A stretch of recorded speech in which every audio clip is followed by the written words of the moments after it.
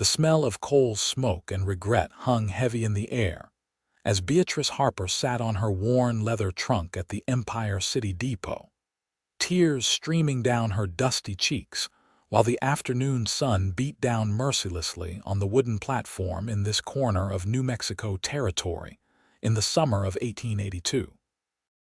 She had nowhere to go.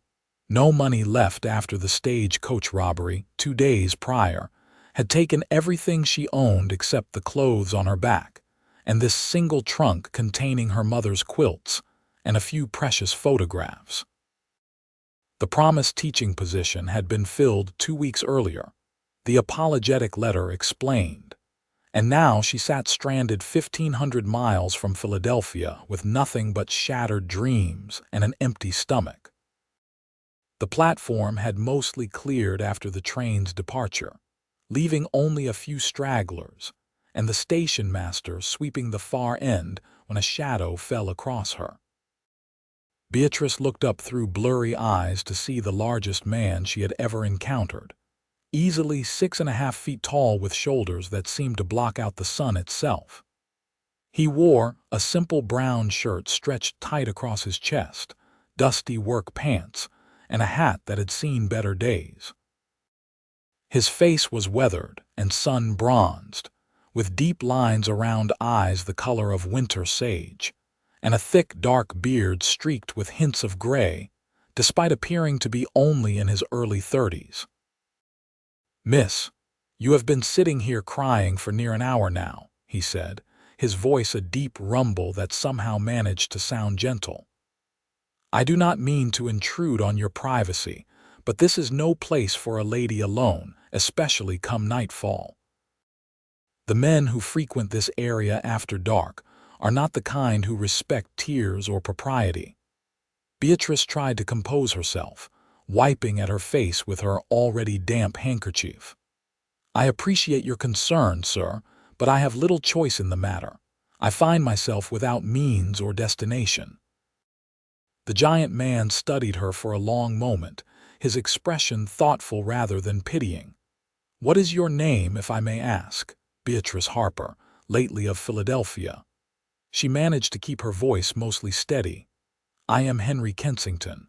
I run a cattle ranch about 12 miles north of here." He paused, seeming to weigh his words carefully. "Miss Harper, I do not know your full circumstances, and you have no reason to trust a stranger, but I cannot in good conscience leave you here. You are coming home with me." Beatrice's eyes widened. "Sir, I cannot possibly accept such an offer from someone I have only just met. What would people think?" "They would think a Christian man helped someone in need," Henry replied simply. "My ranch is large. I have a housekeeper, Mrs. Chen, who has quarters in the main house. You would have your own room with a proper lock on the door. I am in need of someone who can keep the books and help with correspondence. My education was limited, and my handwriting is barely legible. If you are willing to work, you would earn your keep honestly." Nothing more would be expected or offered. The directness of his speech and the steadiness of his gaze somehow reassured her more than flowery promises would have. Beatrice found herself considering the offer seriously. What alternative did she have? The local hotel required payment in advance, and she had perhaps 50 cents to her name. She could try to wire her aunt in Philadelphia, but that bitter woman had told her she was a fool to come west in the first place, and would likely refuse to send money for return passage. "Mrs. Chen?" she asked. "That is an unusual name for these parts. Her husband worked on the railroad and died in a tunnel collapse 3 years back. She needed employment, I needed someone to manage the household, and I do not care where people come from as long as they are honest workers." Henry shifted his weight, making the boards of the platform creak. "I know this is irregular, Miss Harper. If you prefer, I can take you to the church. Reverend Matthews and his wife might be able to help you find a situation, though I know they are already housing 2 widows and their children." Something in his manner, in the calm certainty of his words, made Beatrice's decision for her. Perhaps it was desperation, or perhaps it was the odd sense that this enormous stranger meant exactly what he said, nothing more and nothing less. "Very well, Mr. Kensington. I accept your offer of employment, though I must insist on a trial period. If the situation proves unsuitable for either of us, I will need assistance securing alternative arrangements." "That is more than fair." Henry reached down and lifted her trunk as though it weighed nothing at all, tucking it under one massive arm. "My wagon is just there. It is not an elegant conveyance, but it is sturdy." The wagon proved to be exactly as described, a solid work vehicle with a bench seat and a bed filled with supplies. Henry loaded her trunk carefully among sacks of flour and sugar, then offered his hand to help her up. His palm was calloused and rough, his grip firm but careful, as though he was very aware of his own strength and the fragility of others. The ride north took them through increasingly rough terrain as they left Empire City behind. Henry handled the team of horses with practiced ease, not forcing conversation, but answering Beatrice's questions about the ranch readily enough. He ran 3,000 head of cattle with the help of 6 ranch hands, he explained. The property had been his father's, homesteaded 20 years prior, though his parents had both died within months of each other 4 years ago, leaving him alone on the land. "You have other family?" Beatrice asked, grateful for something to focus on besides her own uncertain situation. "A sister in Colorado. Martha married a banker and moved to Denver 5 years back. We write occasionally." Henry's expression softened slightly when he mentioned her. "She has 2 little ones now. I have never met them, though she sends photographs." "That must be lonely," Beatrice said quietly. "A ranch is never truly lonely. There is always work to be done, always something that needs tending." But there was something in his voice that suggested the words were a comfort he told himself rather than complete truth. They rode in companionable silence for a while, the wagon rattling over the rough road while the sun began its slow descent toward the western mountains. The landscape was so different from anything Beatrice had known in Philadelphia, all vast open spaces and distant purple mountains under an impossibly wide sky. It was beautiful in a harsh, unforgiving way. "Why were you in Empire City alone?" Henry finally asked. "If that is not too personal a question." Beatrice found herself telling him the whole sorry tale. How she had trained as a teacher, how the adventurous letters from a former classmate working in New Mexico had inspired her to apply for a position at a new school being established in Empire City. How her aunt had called her foolish, but she had come anyway, determined to make her own way in the world. How the stagecoach had been stopped by bandits in Arizona territory, and while they had not harmed anyone, they had taken everything of value. How she had arrived to find the teaching position filled, the letter of apology waiting at the hotel where she could not afford even a single night's lodging. The school board sent the letter to Philadelphia, not knowing I had already departed. The position was filled 3 weeks ago by the daughter of a local merchant. Beatrice's voice cracked slightly. I had invested everything in coming here. The train fare, proper clothes for teaching, books for the students. Now it is all gone. Not everything, Henry said firmly. You still have yourself, your education, your determination to build a life on your own terms. Those are worth more than any bandits could steal. Something about the simple conviction in his words made Beatrice's throat tighten with fresh tears, but these were different somehow, less despairing and more cleansing. As the sun touched the mountains, they crested a rise, and Beatrice got her first view of the Kensington ranch.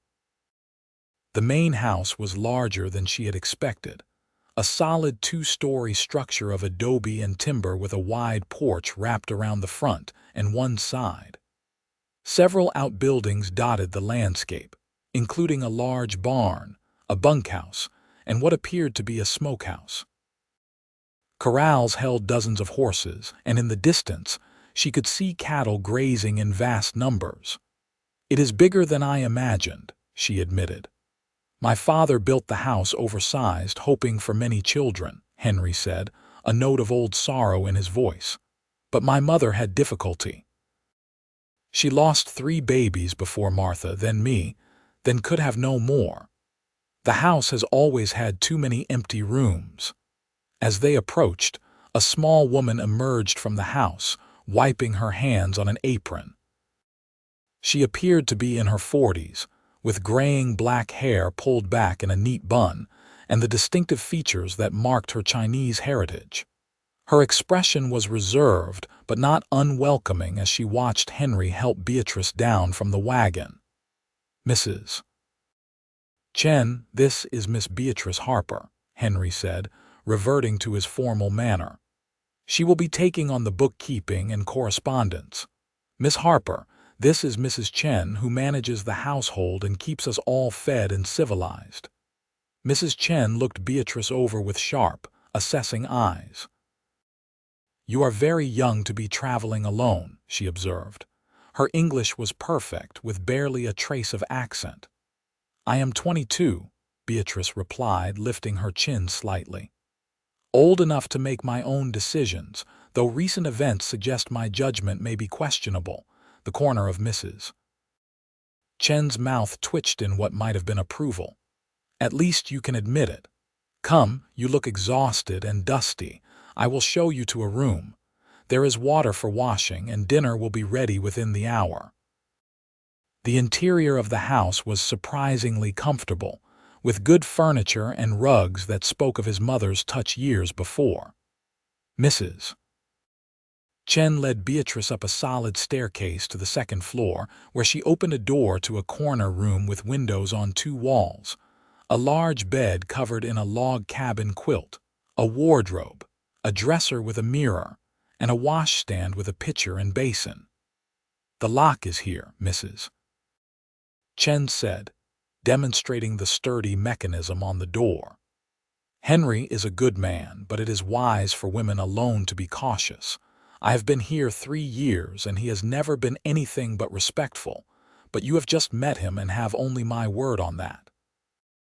"Thank you for your honesty," Beatrice said, surprised by the older woman's directness. "Honesty is safest. I will bring up hot water in a few minutes. Dinner is served in the dining room downstairs at 6 o'clock.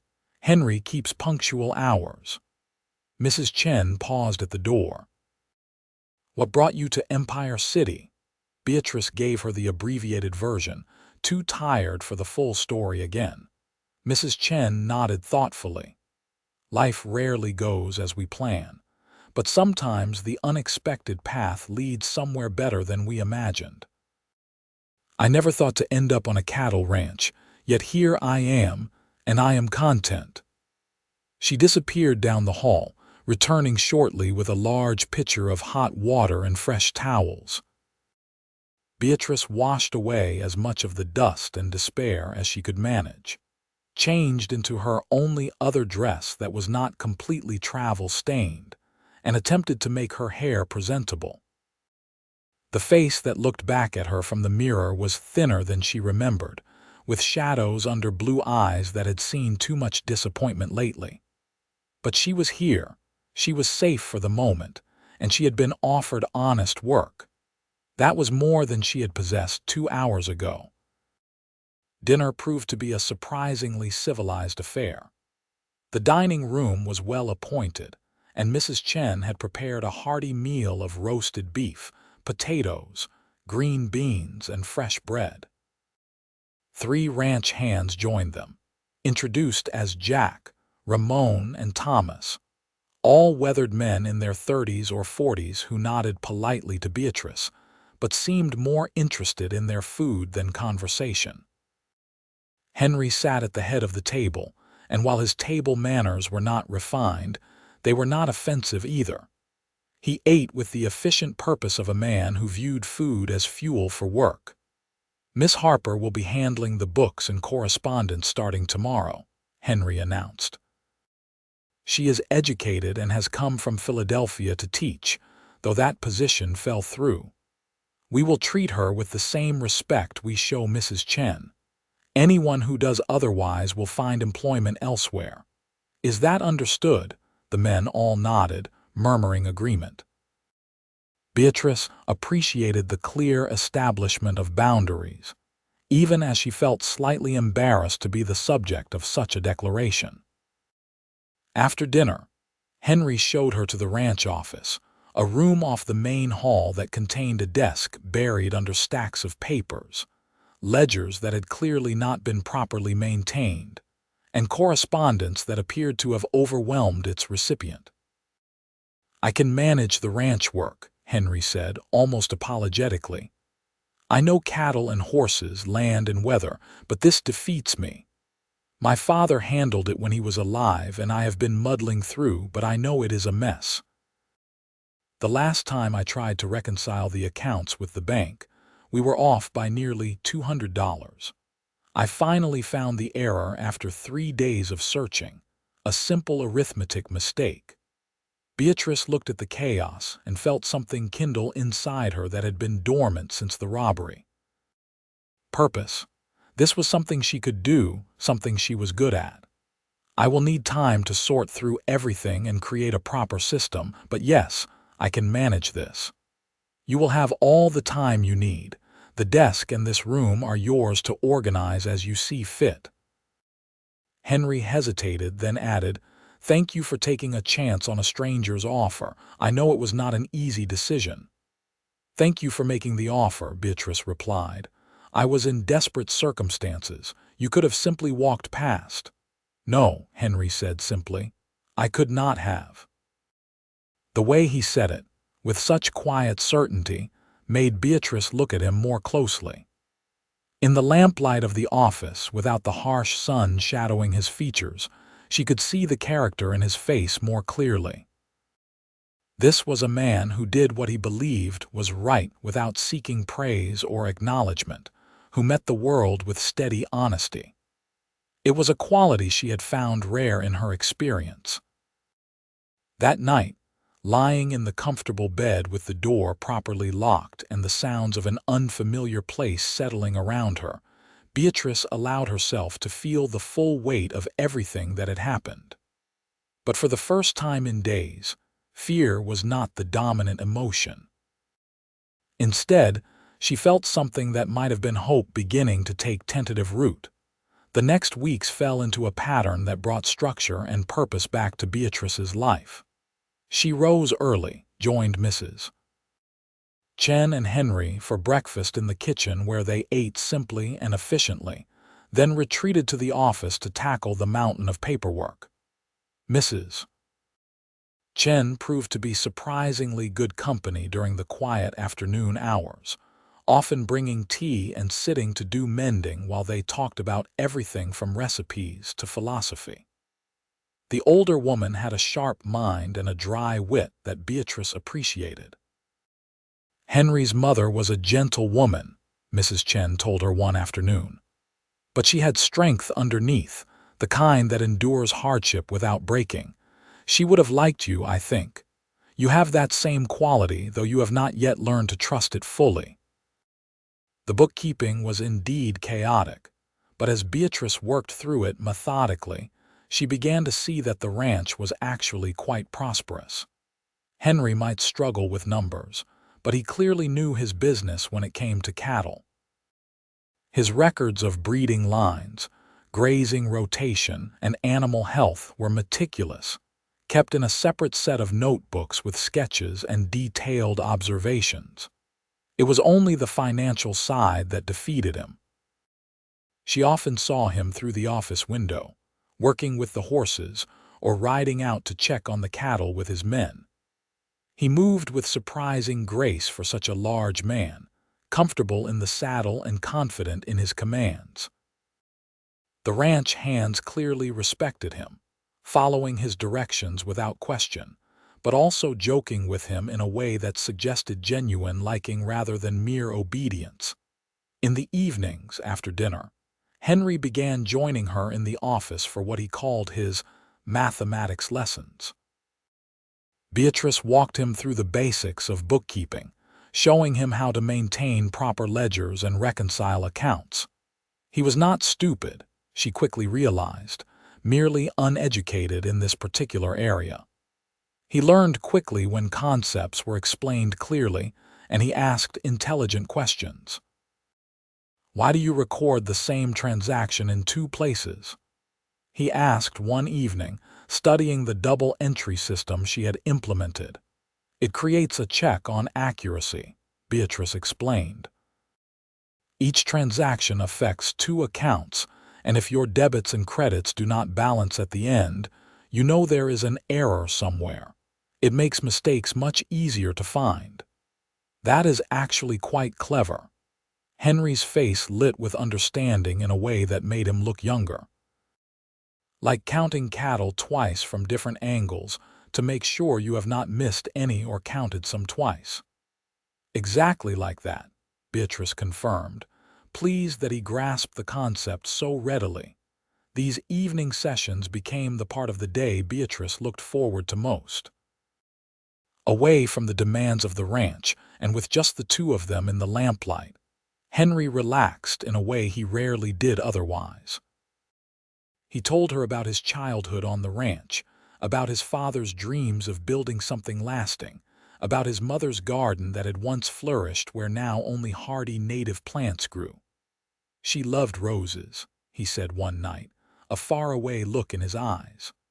"Brought cuttings all the way from St. Louis and somehow kept them alive. After she died, I tried to maintain them, but I do not have her touch. They lasted maybe a year before the drought took them." "That must have been very hard, losing both your parents so close together," Beatrice said gently. "My father died of a heart attack, sudden and unexpected. My mother simply seemed to lose her will to live after that. The doctor said it was influenza, but I think it was truly a broken heart. They had been together since they were 16 years old. I do not think she knew how to be in the world without him." Henry's voice was rough with old grief. "I was 28 years old and suddenly alone on 3,000 acres with responsibilities I barely understood. I made a lot of mistakes that first year, but you kept it going. The ranch is prosperous now. I had good men who stayed on and helped me learn. Jack was my father's foreman and could have left for better pay elsewhere, but he stayed. Ramon and Thomas, too. They taught me what I needed to know." Henry looked at her then, his gray-green eyes serious. "Asking for help is not weakness, Miss Harper. It is wisdom. I learned that the hard way." The formality of Miss Harper had begun to feel strange between them, but neither had suggested a change. Beatrice knew that propriety demanded the distance, especially living under the same roof, but she found herself wishing for the easier familiarity of first names. As summer deepened into August, Beatrice accompanied Henry on some of his ranch rounds, ostensibly to better understand the business she was helping to manage.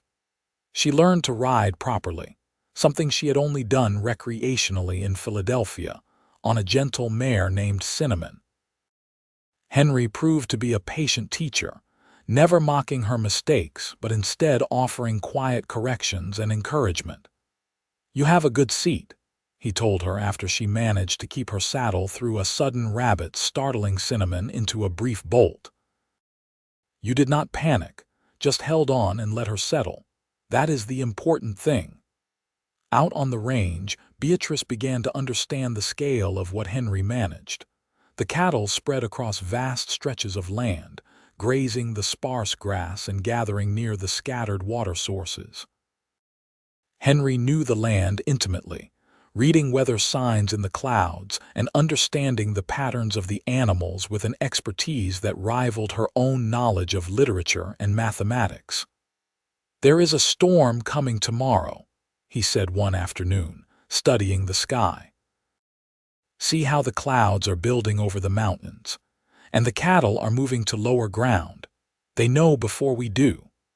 Sure enough, the next day brought a tremendous thunderstorm that turned the arroyos into rushing torrents and drummed on the roof like 1,000 urgent fingers. Beatrice stood on the porch watching the display, awed by the raw power of nature in this untamed land. "It is magnificent," she breathed as lightning split the sky. Henry had come to stand beside her, careful to maintain a respectful distance. "It is necessary. Every drop counts in this country. We can go months without proper rain, and then it all comes at once like this." He paused, then added more softly, "My mother used to love watching the storms too. She would sit right here with her sewing and watch for hours." In September, two things happened that shifted the dynamic at the ranch. First, one of the ranch hands, Thomas, announced he was getting married and would be moving to his bride's family farm in Colorado. This meant Henry needed to hire a replacement before the fall roundup. Second, Beatrice received a letter from her aunt in Philadelphia. The letter was curt and disapproving, as expected. Her aunt wrote that Beatrice had made her bed and must lie in it, that respectable young women did not travel across the country alone on foolish whims, and that she should not expect any assistance from family she had disregarded. But tucked into the harsh words was a single sentence that stung more than the rest. "Your mother would be ashamed of what you have become." Beatrice sat in the office with tears streaming down her face, the letter crumpled in her hand. Her mother had died when she was 17, and they had been close in a way that Beatrice had never managed with her stern, judgmental aunt. Her mother had encouraged her love of learning, had praised her quick mind and independent spirit. Would she truly be ashamed, Miss Harper? I heard. That is, Mrs. Chen mentioned you received a letter from Philadelphia. Henry stood in the doorway, his hat in his hands, clearly uncomfortable but concerned. "If it is bad news, I do not wish to intrude, but is there anything I can do?"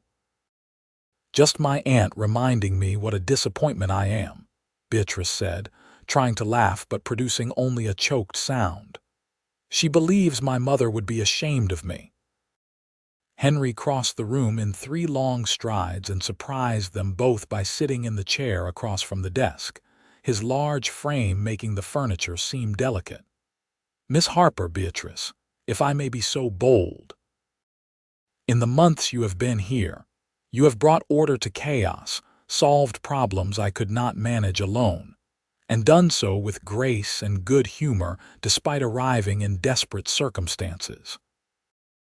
You have learned new skills, adapted to a life completely foreign to anything you knew, and never once complained about the work or the isolation. If your mother was even half the woman you are, she would be fiercely proud of you." The use of her first name, the passion in his voice, the sheer conviction in his eyes as he spoke, broke something open in Beatrice's chest. She found herself telling him things she had never spoken aloud, about her mother's death, about the cold years living with her aunt, about the desperate need to find a place where she belonged and mattered. "I thought teaching would be that place," she said. "I would shape young minds, make a difference. Instead, I am keeping books for a cattle ranch in the middle of nowhere." "You are making a difference," Henry said firmly. "You have made a difference to me, to this ranch, to Mrs. Chen, who finally has another woman to talk with about more than cooking and cleaning. You matter here, Beatrice. You matter very much." The air between them suddenly felt charged with something neither could name. Henry seemed to realize how close he had leaned across the desk and drew back, color rising in his tanned face. "Forgive me, I have overstepped." "No," Beatrice said quickly. "No, you have been kinder to me than I have any right to expect. I am the one who should apologize for falling apart over a letter from a bitter old woman." "You are allowed to have feelings," Henry said quietly, even out here in the middle of nowhere. After that conversation, something shifted between them.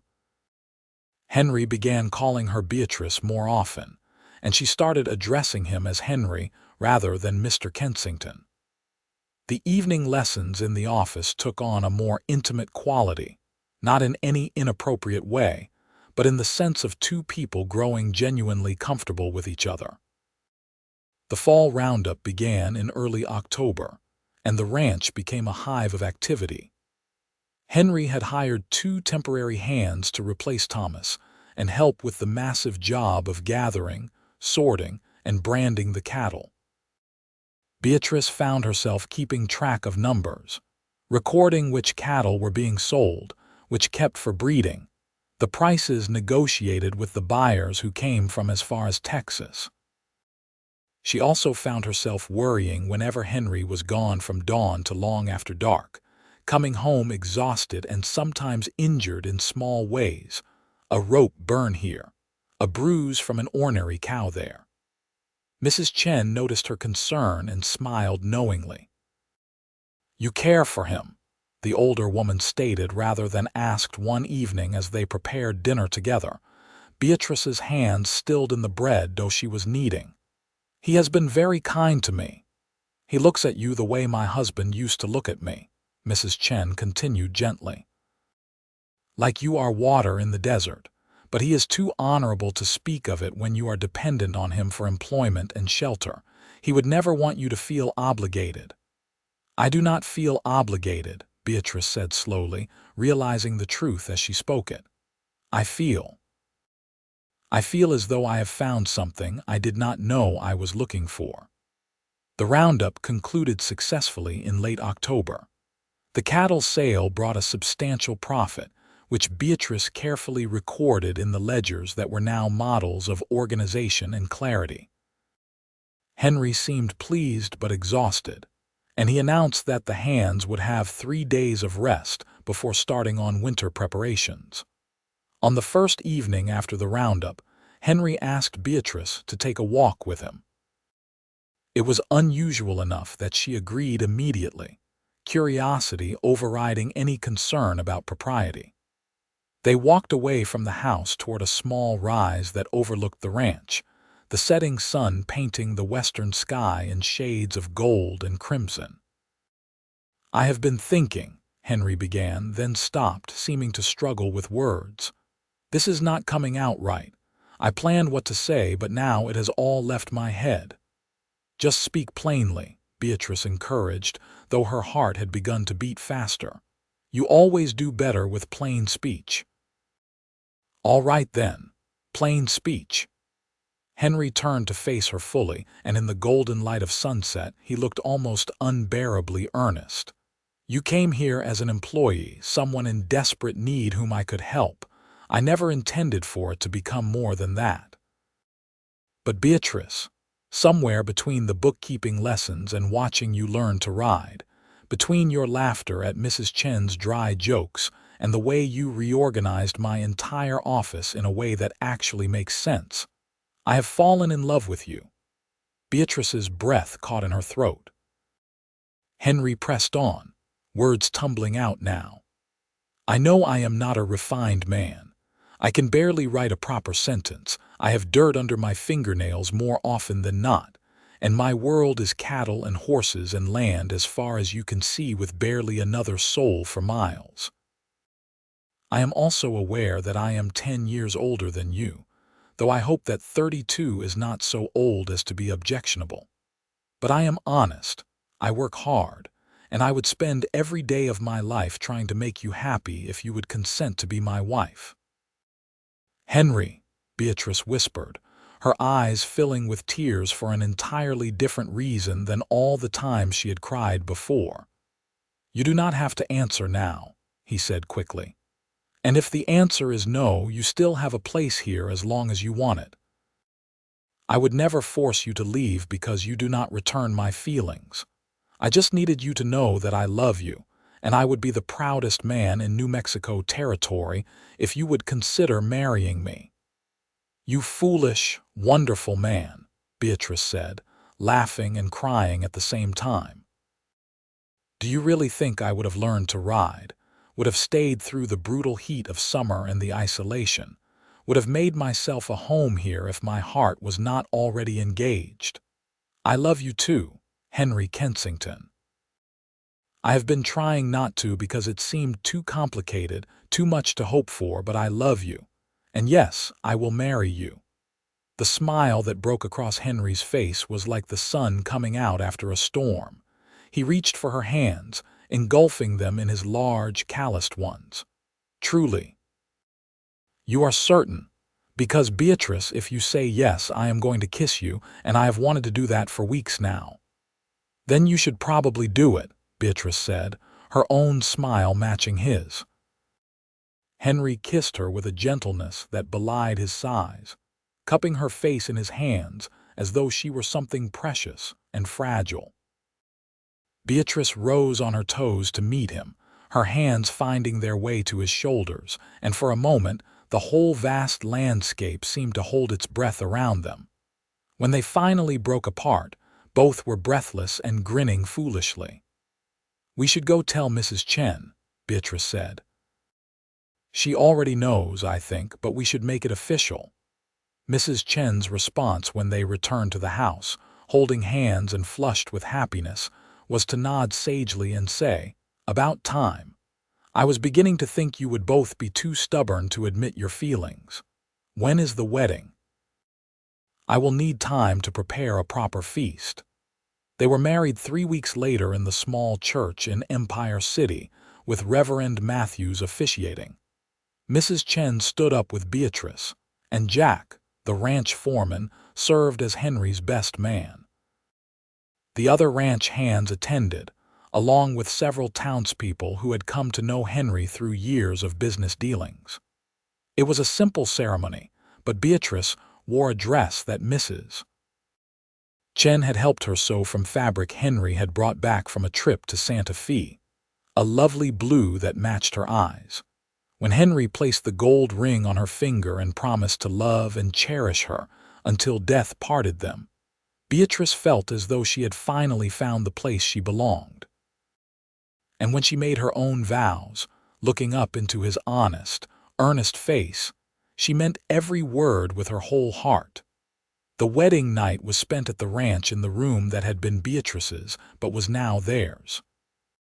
Henry was tender and patient, and if they were both somewhat awkward in their inexperience, they were also joyful and loving.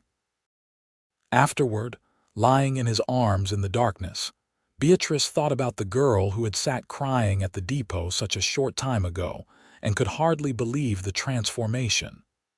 "What are you thinking?" Henry asked, his deep voice rumbling in his chest beneath her ear. "That I am glad the teaching position was already filled. That I am grateful to those bandits, horrible as that sounds, because if they had not robbed the stage, I would have had enough money to return to Philadelphia, and I would have missed all of this. Missed you." Henry's arms tightened around her. "I was so angry at myself for days after bringing you here, thinking I had taken advantage of someone in a vulnerable position. But I could not leave you there, Beatrice. From the moment I saw you crying on that platform, something in me knew you were important, that you mattered. I just did not understand how much until I fell in love with you." "We found each other when we both needed finding," Beatrice said softly. "That seems like something more than coincidence.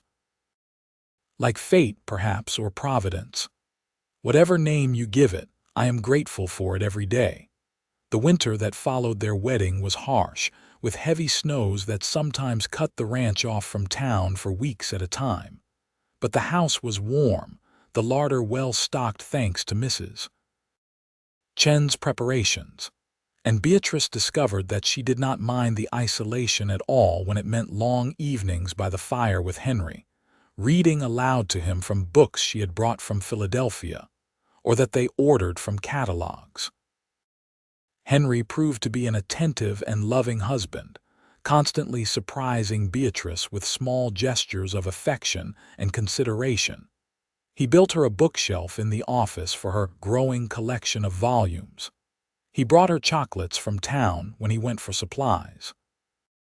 He listened with genuine interest when she talked about things that fascinated her, even when they were far outside his own experience. For her part, Beatrice threw herself into learning the ranch business beyond just the bookkeeping. She studied cattle breeding with the same dedication she had once applied to literature and mathematics, poring over Henry's notebooks and asking endless questions. By spring, she was able to offer informed opinions on which bulls to purchase for breeding and which cows should be culled from the herd. "You have a head for this," Henry told her one evening, impressed by her analysis of their breeding program. "You see patterns I miss." "You see different patterns," Beatrice countered. "You know these animals as individuals, understand their temperaments and quirks. I just bring a more systematic approach. Together we are stronger than either of us alone." "Together," Henry repeated, smiling. "I like the sound of that." In March of 1883, Beatrice discovered she was pregnant. The realization brought a mixture of joy and terror, having heard stories from other women about the dangers of childbirth, especially in remote areas far from doctors. Henry shared her concern but also her happiness, immediately becoming even more protective and attentive than before. "We will get Dr. Morrison from Empire City to come stay the last few weeks before the baby is due," he declared. "I will not take any chances with you or our child." Mrs. Chen, who had assisted at births before, assured Beatrice that she was healthy and strong, likely to have an easier time than more delicate women. "You have good hips, you work hard, you are not corseted and weakened like city ladies. You will do fine." The pregnancy progressed normally through the spring and into the summer.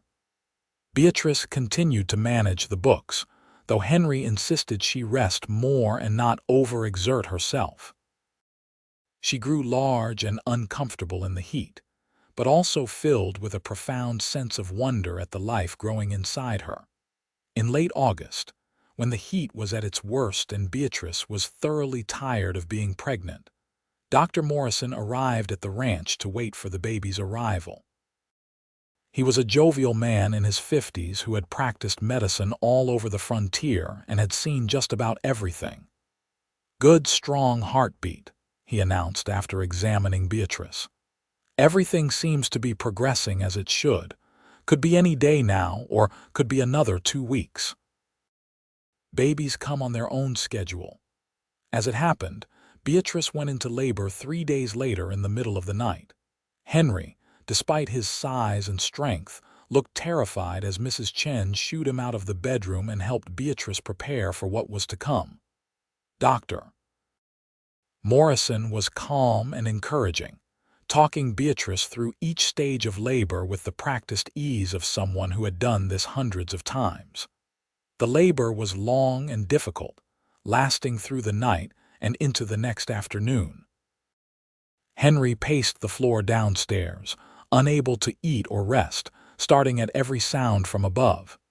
Jack finally forced him to sit down and drink some whiskey just to settle his nerves. "Women have been doing this since Eve," the older man said gruffly. "Your Beatrice is strong. She will come through fine."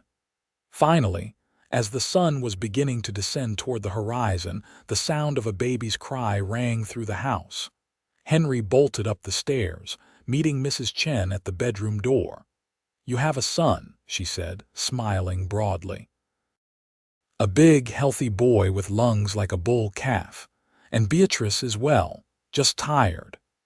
Henry entered the bedroom to find Beatrice propped up on pillows, exhausted and pale but radiant, holding a tiny bundle wrapped in soft blankets. She looked up as he approached, her eyes shining. "Henry, meet your son." The baby was indeed large, with a shock of dark hair and a red, scrunched face that was already showing hints of his father's features. Henry sat carefully on the edge of the bed, staring at the tiny life they had created with something like awe. "He is perfect," Henry breathed, "You are perfect. I have never seen anything so beautiful in my life." "I was thinking we might name him William after your father," Beatrice suggested. "William Henry Kensington." Henry's eyes filled with tears. "My father would have been so proud." "Yes, that is perfect." Little William was indeed a healthy baby, though he proved to have inherited his father's size and appetite.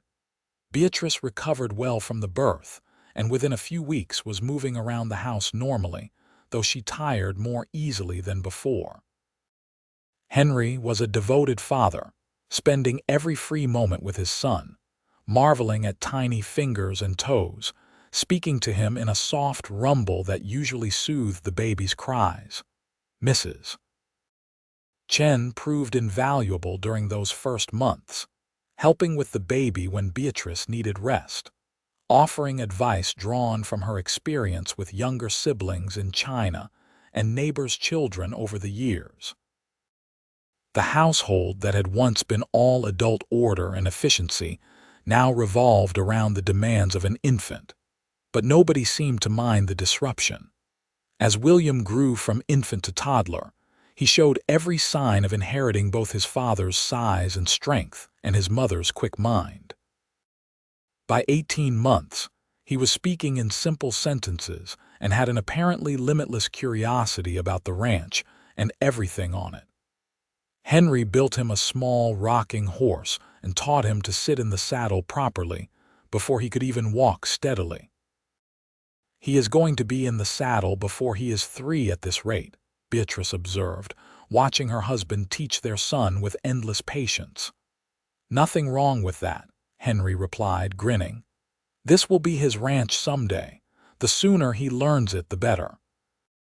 In the spring of 1885, Beatrice discovered she was pregnant again. This pregnancy was easier than the first, perhaps because she knew what to expect, or perhaps because she was chasing after an energetic 2-year-old and had less time to worry. In November, she gave birth to a daughter they named Grace, after Beatrice's mother. The labor was shorter this time, only 8 hours, and Dr. Morrison commented that she was becoming quite proficient at having babies. Grace was smaller and more delicate than her brother had been, with blonde hair that echoed Beatrice's coloring and her father's gray-green eyes. Henry was utterly smitten with his daughter, this tiny girl who seemed impossibly fragile in his large hands. "How can anything be this small and still be a whole person?" he marveled, watching her sleep in the cradle he had built. "She will not be small for long," Beatrice assured him. "Children grow faster than you can imagine." She was right. The years seemed to accelerate as their family grew and thrived. William became a sturdy, serious boy who followed his father everywhere, absorbing knowledge about the ranch and the animals with a focus that reminded Beatrice of herself at that age. Grace proved to be more social and charming, wrapping everyone around her tiny finger with her sunny disposition and ready smile. In 1887, Beatrice gave birth to twin boys, Matthew and Thomas, named for the reverend who had married them and the ranch hand who had left to start his own life. The twins were identical in appearance but opposite in temperament, Matthew being quiet and thoughtful while Thomas was bold and adventurous from the moment he could crawl. The house that had once echoed with emptiness now rang with the sounds of children playing, laughing, occasionally fighting and always needing something. It was chaotic and exhausting and wonderful. Henry expanded the house, adding more bedrooms and a larger kitchen to accommodate their growing family. Mrs. Chen, now in her 50s, took on a young Mexican woman named Rosa as an assistant, both to help with the increased household demands and because her own strength was not what it once was. The ranch continued to prosper under Henry and Beatrice's joint management. They had become known throughout the territory for the quality of their cattle and the fairness of their business dealings. Other ranchers sometimes sought Henry's advice on breeding programs, and Beatrice's bookkeeping system had been adopted by several neighbors after she had helped them untangle their own financial records. In the fall of 1889, when William was 6 and preparing to start his formal education, Beatrice made a proposal to Henry. "What would you think about establishing a school here on the ranch?" Henry looked up from the harness he was mending. "A school? There are a dozen children scattered on the surrounding ranches, all too far from town for daily travel, all receiving sporadic education at best. I was trained as a teacher, Henry.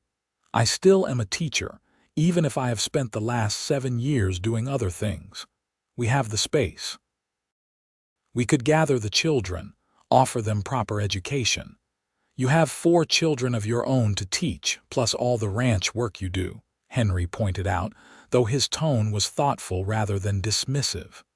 "That is already more than most women manage. I know. But I keep thinking about that girl who traveled all the way from Philadelphia to teach in a frontier school, about how much she wanted to make a difference. This would be making a difference, Henry. These children deserve the same opportunities any city child has." Henry set down the harness and came to sit beside her on the porch where they often spent summer evenings after the children were in bed. "If this is important to you, then we will make it happen. But you will need help. Perhaps we could hire an assistant teacher." They discussed it late into the night, planning and refining the idea. By the time they went to bed, they had outlined a proposal to present to the neighboring ranchers. A schoolhouse to be built on Kensington land, but funded jointly by all the families who would send children. Beatrice would serve as head teacher, with an assistant to help with the younger students. Families would contribute what they could, either in money or labor or supplies. The response from their neighbors was enthusiastic. By the spring of 1890, a sturdy schoolhouse stood a quarter-mile from the main ranch house, equipped with desks, books, slates, and all the materials needed for proper education. Beatrice had hired Sarah, a young woman from Empire City with teaching credentials from back east, to assist her. Together, they taught 15 children ranging in age from 5 to 14, offering everything from basic reading and arithmetic to history, geography, and science. Henry often visited the school during the day, ostensibly to check on the building but really to watch Beatrice in her element. She was a natural teacher, patient but firm, creative in her methods, able to make even difficult subjects engaging. Watching her help a struggling student master a concept, or seeing her face light up when a child grasped something new, he fell in love with her all over again. "You were always meant to teach," he told her one evening. "I am glad you found your way to it, even if it took a different path than you expected." "I am exactly where I was always meant to be," Beatrice replied, taking his hand. "Teaching these children, raising our own, building this life with you. If someone had told that crying girl at the depot that this was where she would end up, she would not have believed it possible. But it is better than anything I could have imagined." The years continued to unfold in a pattern of work and family, challenges and triumphs. William grew into a young man who was indeed the spitting image of his father, tall and broad-shouldered and steady. He took on more responsibility at the ranch, showing the same instinctive understanding of animals and land that Henry possessed. Grace became a voracious reader and a talented artist, filling notebooks with sketches of ranch life. The twins, as they approached their 10th year, remained as different as night and day but fiercely loyal to each other. In 1895, when Beatrice was 35 and certain her childbearing years were behind her, she discovered to her shock that she was pregnant again. The pregnancy was harder than the previous ones, perhaps because she was older, perhaps because she was trying to do too much. Henry insisted she cut back on her teaching duties, bringing in Sarah full-time while Beatrice focused on her health and the coming baby. In March of 1896, Beatrice gave birth to their sixth and final child, another daughter they named Charlotte. The labor was difficult and frightening, with complications that had Dr. Morrison seriously concerned for a few hours. But both mother and child survived, though the doctor quietly informed Henry that Beatrice should not risk another pregnancy. Charlotte was a small, fierce little thing from the beginning, with her mother's determination and her father's stubbornness. She was also, as Mrs. Chen observed with amusement, likely to be thoroughly spoiled as the baby of a large family. As the 19th century drew to a close, and the new one began, the Kensington Ranch remained a thriving enterprise. William, now 18 and a man in his own right, managed much of the day-to-day operations under his father's guidance. Grace, at 16, was a beautiful young woman who had received several offers of courtship, but seemed in no hurry to leave the ranch.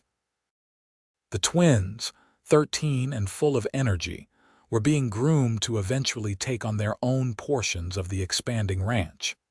And Charlotte, at 4 years old, was already showing signs of being just as headstrong as her mother. Henry, now 50, had gray streaking his dark hair and beard, and the lines on his face had deepened, but he was still strong and vital. He still rose before dawn to check on the cattle, still worked alongside his men when needed, still read with Beatrice in the evenings by lamplight. Beatrice herself had found contentment she had never known was possible.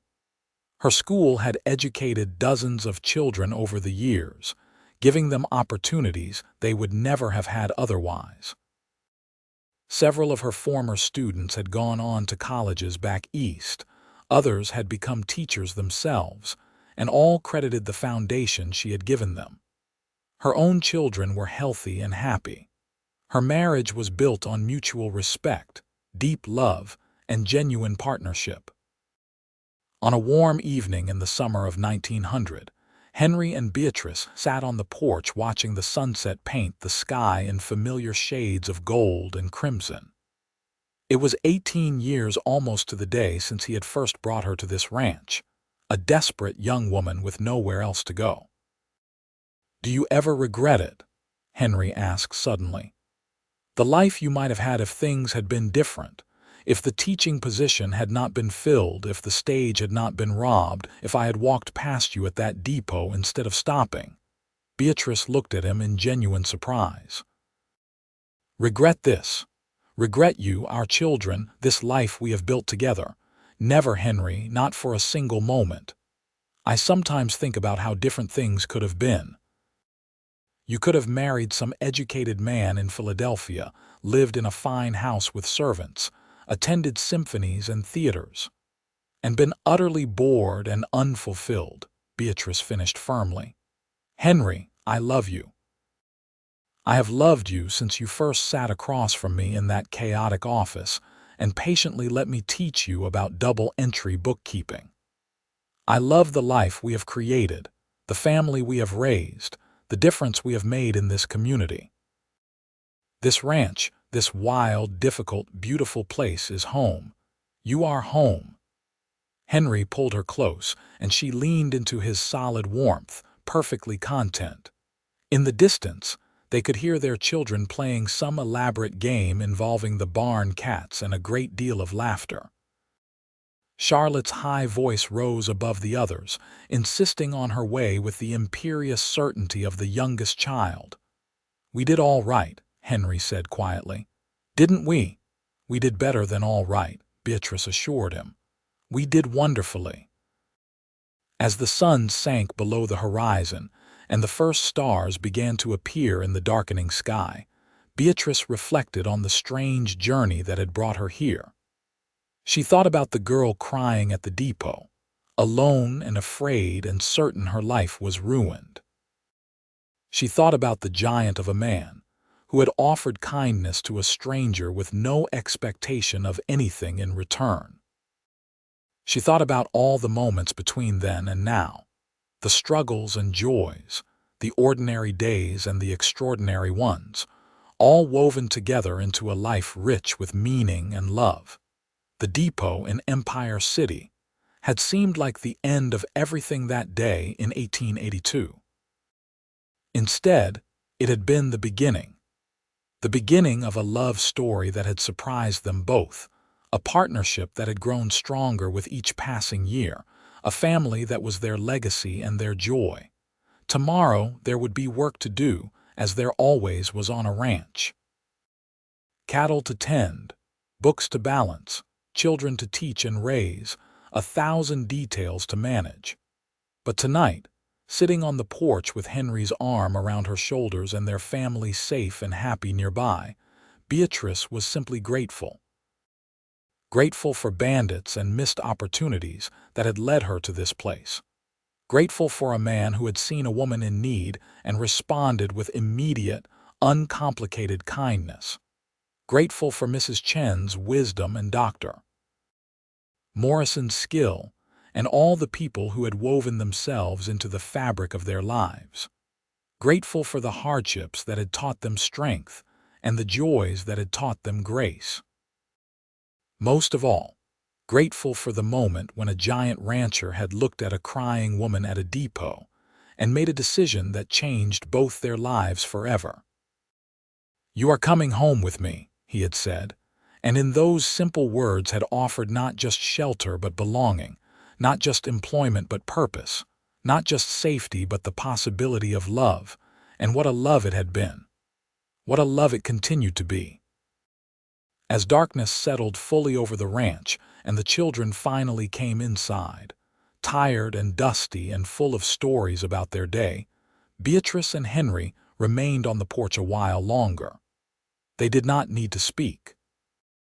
After 18 years together, they had moved beyond the need for constant words, comfortable in silence as much as in conversation. The ranch that had once seemed too big, too empty, too full of unused rooms built for a family that never came, now rang with life and laughter. The empty spaces had been filled, not just with children and activity, but with love and purpose and the deep satisfaction of work well done. When they finally rose to go inside, to check on their sleeping children and prepare for another early morning, Henry paused at the door. "Beatrice?" "Yes." "Thank you for saying yes that day, for taking a chance on a stranger, for building this life with me." She reached up to cup his bearded cheek in her hand. "Thank you for stopping, for offering kindness when you did not have to, for loving me so completely." He kissed her then, gentle and deep, a kiss that held 18 years of partnership and passion, understanding and devotion. When they parted, both were smiling. Inside, the house was quiet except for the normal settling sounds of timber and adobe. They checked on each child as they did every night, marveling as always at these small humans they had created and raised. William in his own room off the barn, nearly a man but still their boy. Grace in her room filled with books and drawings. The twins sprawled in their beds in the way of active children, covers kicked off despite the desert night's chill. And finally Charlotte, thumb in her mouth, clutching the rag doll Mrs. Chen had made her, peaceful in sleep. In their own room, preparing for bed, Beatrice caught sight of herself in the mirror. She was no longer the frightened young woman who had arrived at this ranch so many years ago. Her face showed the marks of time and experience, lines around her eyes and mouth, a few silver threads in her blonde hair. But her eyes were bright and content, and she carried herself with the confidence of a woman who knew her worth and her place in the world. Henry came up behind her, still able to make her feel small despite her own respectable height. His reflection smiled at hers in the mirror. "Still the most beautiful woman I have ever seen," he said. "You need your eyes examined," she teased, but she was pleased nonetheless. "My eyes work fine. I see you exactly as you are, smart, strong, beautiful, brave. The woman who took a broken situation and turned it into triumph.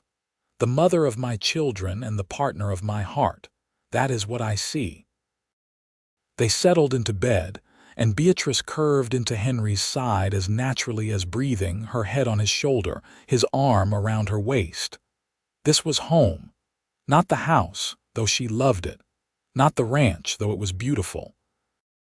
Home was this, the two of them together, the family they had created, the life they had built from nothing more than kindness and determination and love. Sleep came easily, as it always did after a full day of meaningful work. And if Beatrice dreamed, it was of a depot platform and a giant man offering his hand, of a journey that had led her exactly where she was always meant to be. The years that followed continued in their satisfying pattern. William married at 21, bringing home a sweet young woman named Emma from a neighboring ranch, and they built a house on the far eastern section of the property, where William managed that portion of the herd. Their first child, a son they named Henry after his grandfather, was born in 1902, making Henry and Beatrice grandparents for the first time. Henry cried when he held his grandson, this continuation of everything he and Beatrice had built together. "We did this," he said in wonder. "Look at what we created."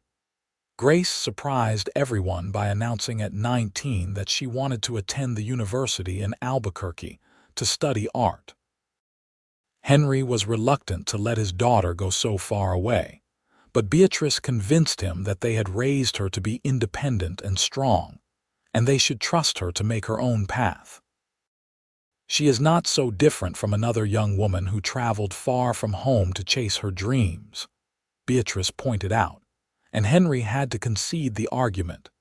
Grace flourished at university, eventually becoming a teacher of art herself and marrying a professor of literature.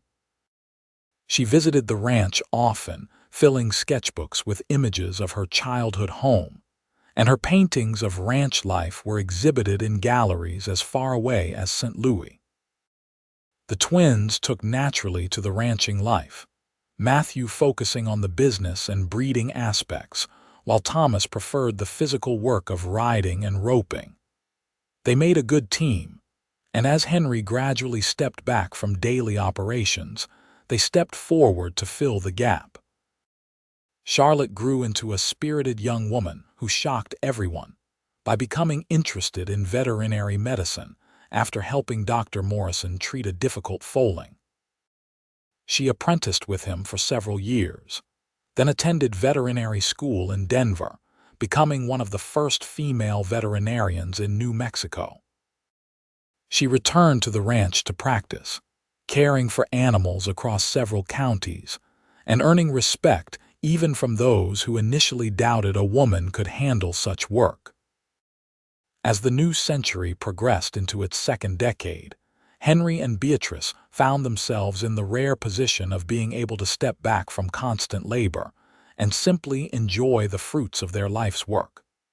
The ranch ran smoothly under William and the twins' management. The school continued to educate local children, now run by Sarah and two younger teachers. Their children were all launched into successful, meaningful lives. They still rose early, still worked when needed, but they also had time for long rides across the land they had shaped and been shaped by. Time for reading and conversation. Time to simply be together. On a summer evening in 1912, sitting in their customary spot on the porch, Beatrice calculated that they had been married for 30 years. 30 years, she said aloud. Where did the time go? Into children and cattle, books and buildings, love and life, Henry replied. He was 62 now, his hair and beard fully gray, his movements slower than they once were, but still strong and vital. I would not change a day of it, not even the hard ones. There were plenty of those. Especially not the hard ones. Those taught us what we were made of. Besides, even the hardest days were bearable because we faced them together. Beatrice leaned into him, thinking about all those days. The drought year when they lost a third of the herd.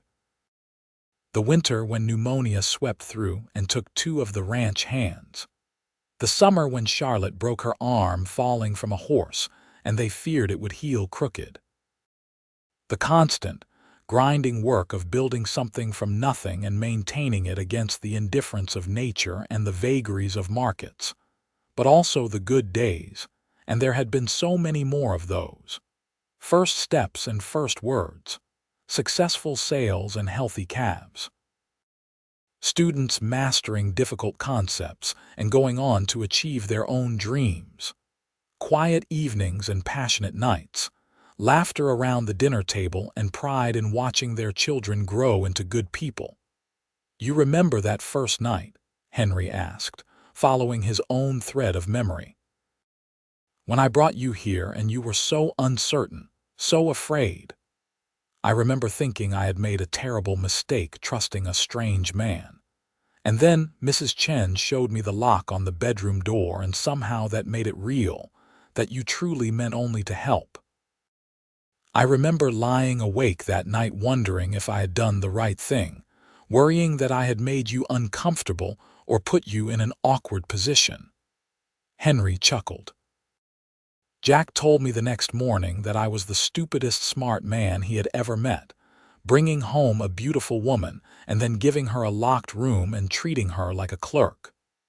"You treated me with respect when I desperately needed it," Beatrice corrected. "You gave me space to find my footing, to discover who I was beyond desperate and afraid. That was exactly what I needed, even if neither of us knew it at the time." They sat in comfortable silence as the sun performed its nightly spectacle, painting the sky in ever-changing colors. In the distance, they could see William and Emma's house with smoke rising from the chimney, their grandchildren playing in the yard. The twins were out checking the far pastures but would be back for dinner. Charlotte was at her ranch 15 miles south, dealing with a difficult calving, but she would be home tomorrow. The ranch spread out around them, 3,000 acres of land that they had shaped and improved over 30 years of hard work and careful stewardship. It would continue after they were gone, passed down through generations bearing the Kensington name, and that continuity gave their lives meaning beyond their own existence. "We should take a trip," Henry said suddenly. "While we still can. Is there anywhere you have always wanted to see?" Beatrice considered. There were places, of course, destinations she had read about and dreamed of visiting. The ocean, San Francisco, perhaps even back to Philadelphia to see how it compared with her memories. But then she looked at the land spreading out before her, the home they had built, the life they had created, and she realized that everything she wanted was already here. "I want to ride up to the north pasture," she said. "To that spot where you first told me you loved me. I want to watch the sunset from there with you, like we did that night 30 years ago." Henry's face softened with emotion. "Then that is what we will do. Tomorrow." "Tomorrow," Beatrice agreed. The next day dawned clear and beautiful, the kind of perfect summer day that reminded them why they loved this harsh land despite its challenges. After breakfast, they saddled their horses, Henry on his big gelding Duke and Beatrice on gentle Cinnamon's granddaughter, aptly named Nutmeg. They rode out across the ranch, taking their time, pointing out changes and improvements, remembering moments from years past. "That is where William broke his arm trying to ride that wild colt when he was 12, Henry said, pointing to a corral. "And there is where Grace set up her first easel and tried to paint the mountains, only to have a dust devil blow all her supplies across the yard," Beatrice added with a laugh. The north pasture stretched out green from recent rains, cattle grazing peacefully in the distance. They rode to the small rise overlooking the ranch, the same spot where Henry had proposed all those years ago. The view was much the same, though the ranch buildings were larger and more numerous, and the land showed the marks of careful management. They dismounted and stood together, looking out over everything they had built. "I was so nervous that day," Henry confessed. "I had practiced what I was going to say for weeks, and then as soon as I started talking, it all came out wrong and jumbled." "It came out perfect," Beatrice assured him. "Honest and heartfelt, and exactly what I needed to hear. I was so afraid you would say no, that you would think I was taking advantage, or that you did not feel the same way, or that you could not imagine spending your life on a cattle ranch with a man who could barely write his own name." "I was afraid you would never ask," Beatrice countered. "I had been in love with you for weeks but thought it was hopeless, that you saw me only as an employee or perhaps as a stray you had taken in out of pity." They stood in silence for a while, hands linked, watching the clouds build over the distant mountains and the cattle move slowly across the pasture below. This land had challenged them, shaped them, given their lives purpose and meaning. This land would outlast them, continuing long after they were gone, but they had left their mark on it as surely as it had marked them. "I should have said this more often over the years," Henry said finally, "but Beatrice, you are the best thing that ever happened to me. That day at the depot when I saw you crying, I thought I was just helping someone in need. I had no idea I was meeting the woman who would become my whole world." "And I thought my life was over," Beatrice replied, "that I had failed at everything I had set out to do. I could not have imagined that losing everything would lead to gaining so much more." They returned to the house as the afternoon was waning, riding slowly, savoring the time together. At the barn, William met them, helping them unsaddle the horses with the easy competence of someone who had grown up doing such tasks. "Good ride?" he asked. "The best," Henry replied, and the look that passed between him and Beatrice made their son smile. "You two are still like newlyweds sometimes," William observed with affectionate amusement. 30 years and 6 children later, I should hope we have moved beyond the newlywed stage," Beatrice said dryly. "But the love has only grown deeper with time." That evening, the whole family gathered for dinner as they did every Sunday. William and Emma with their 3 children, the twins with their respective girlfriends, Charlotte freshly back from her veterinary call. Mrs. Chen, now in her 70s and retired from heavy work, but still an integral part of the household, sat in the place of honor. Even Rosa, who had married one of the ranch hands and lived in her own small house nearby, joined them with her husband and 2 children. The table was loud and chaotic, multiple conversations happening simultaneously, children squirming and adults laughing, food being passed and stories being told. It was the kind of warm, loving chaos that Beatrice had never known as a child in her aunt's cold, quiet house, and it filled her heart to overflowing. Henry sat at the head of the table, looking around at the family they had created, and caught Beatrice's eye. The look that passed between them needed no words. "This," it said, "this is what we built. This is what we gave to the world." After dinner, after the dishes were cleared and the children had run off to play in the last light of day, after the guests had departed and the house had settled into evening quiet, Henry and Beatrice found themselves once more on the porch.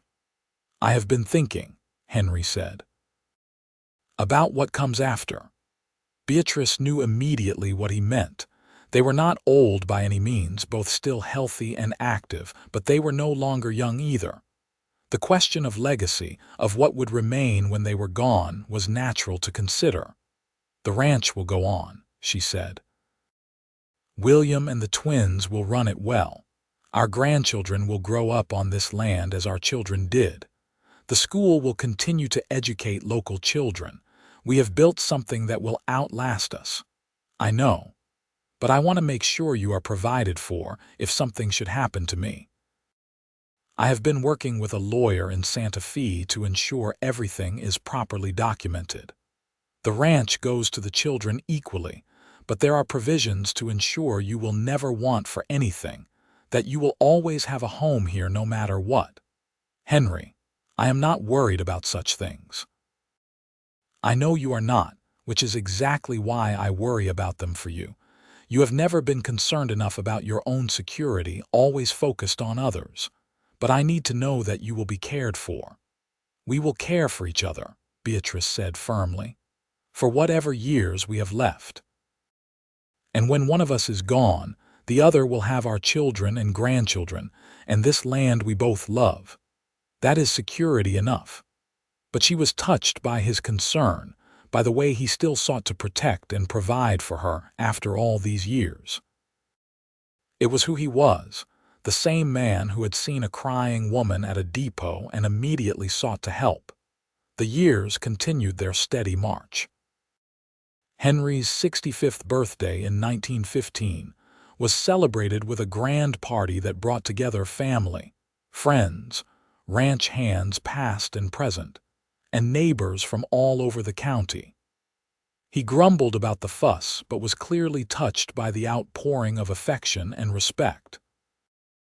Beatrice turned 55 the same year, and while she too complained about the attention, she was secretly pleased when Grace organized a gathering of all the students Beatrice had taught over the years.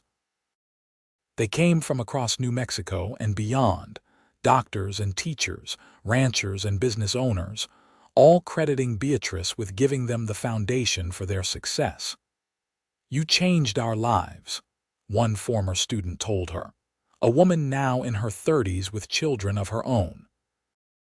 "I would have grown up barely able to read and write if not for you. Instead, I became a teacher myself, passing on what you gave me." These were the moments that made everything worthwhile, Beatrice thought. Not wealth or fame, but the knowledge that they had made a genuine difference in the world, one child, one student, one act of kindness at a time. In the spring of 1918, as the war in Europe raged and touched even their remote corner of New Mexico, Thomas enlisted despite his mother's protests. He was 31, perhaps too old for such adventures, but determined to do his part. His departure left a hole in the ranch operations and in the family's heart. The months he was gone were anxious ones, following the news as best they could, waiting for letters that came sporadically and told them little. Beatrice prayed as she had never prayed before, pleading with God to return her son safely. In November, when the armistice was declared, they dared to hope. Thomas returned home in early 1919, thinner and quieter, with shadows in his eyes that spoke of things he would never fully discuss. But he was alive and whole, and gradually the familiar rhythms of ranch life helped heal whatever wounds the war had left on his soul. The 1920s brought both change and continuity to the ranch. The old ways were gradually giving way to new technologies. They acquired their first truck, though Henry maintained that horses were more reliable. Telephone lines reached the ranch, connecting them to Empire City and beyond in ways that would have seemed impossible when Beatrice first arrived. Even electricity came eventually, though Henry grumbled about the expense and the complexity. But some things remained constant. The cattle still needed tending. The land still demanded respect and hard work. Families still gathered for Sunday dinners.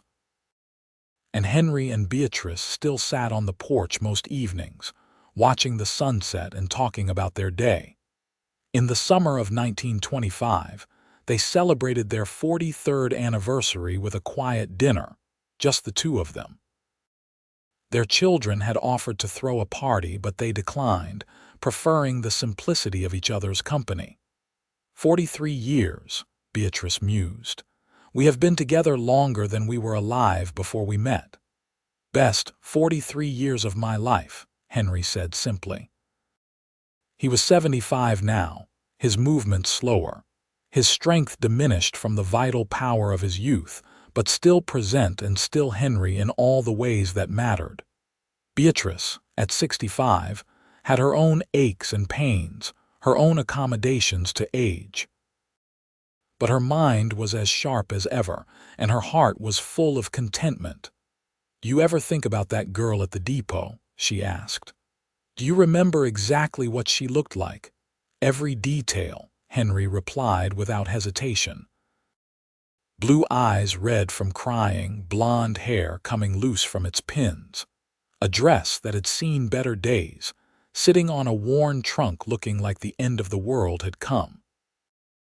And I remember thinking that I could not leave her there, that somehow it mattered that I help her, though I did not understand why at the time. "Providence," Beatrice said softly. "Or fate, or God's plan, whatever name you want to give it, we were meant to find each other that day." "I believe that," Henry agreed. "I have to believe it because nothing else makes sense.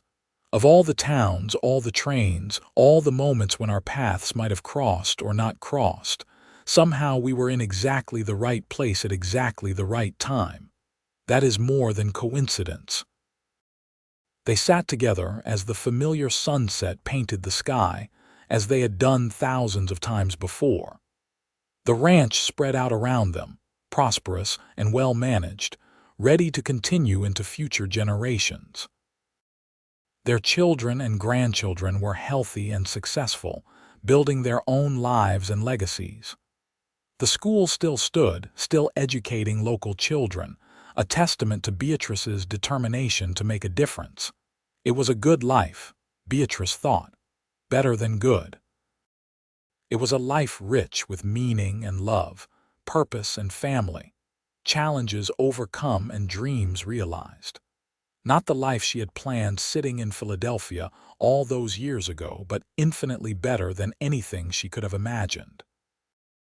And it had all begun with a simple act of kindness from a giant of a man who saw someone in need and responded without hesitation.